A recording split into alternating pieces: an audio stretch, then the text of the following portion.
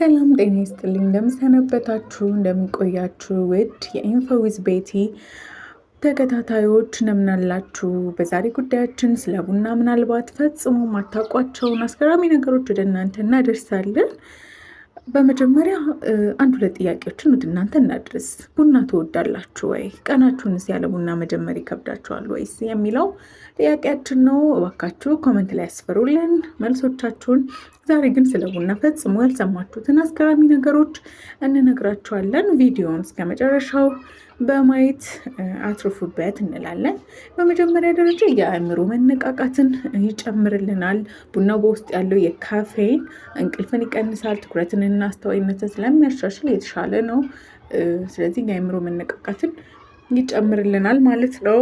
በሌላ በኩል ኃይልን ያበረታታልናል። ድካም ሲሰማን አንድ ጽዋ ቡና ፈጣን ኃይል ስለሚሰጥ ይህንን አንድ ሲኒ ቡና በመጎንጨት ኃይልን በማበረታታት ፈጣን የሆነ ምላሽ እናገኛለን ማለት ነው።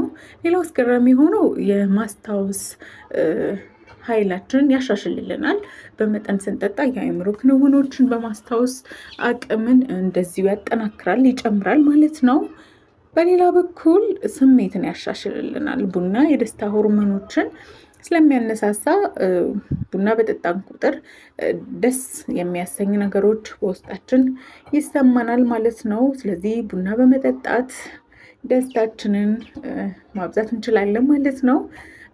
በጣም የሚያስገርመው ነገር ደግሞ ስብን የማቃጠል ሂደት በጣም ከፍተኛ ነው። ካፌን ሜታቦሊዝምን ያፋጥንልናል። ስለዚህም ስብን በማቃጠል አቋማችን የተስተካከለ እንዲሆን አላስፈላጊ የሆኑ ስቦችን ያቃጥልልናል ማለት ነው። በጣም አስገራሚ የሆነውና ደግሞ በጣም አብዛኞቻችን የማናውቀው የልብ ጤና ጥቅም እንዳለው ነው።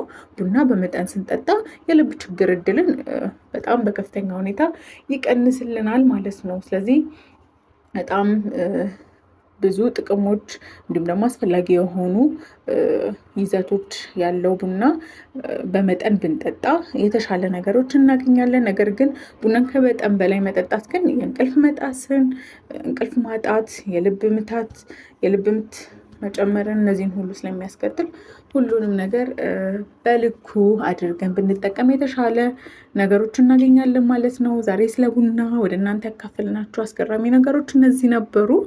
ለቻናላችን አዲስ የሆናችሁ ሰብስክራይብ በማድረግ ቤተሰብ እንድትሆኑ ለእናንተ ፈጣን የሆኑ ትክክለኛ የሆኑ መረጃዎችን ወደ እናንተ እናቀርባለን። ለዛሬ ነበረን ቆይታ ይህንን ይመስላል። ቤተሰብ ስለሆናችሁ እናመሰግናለን። መልካም ሳምንት ይሆንላችሁ። ቸር ቆዩን።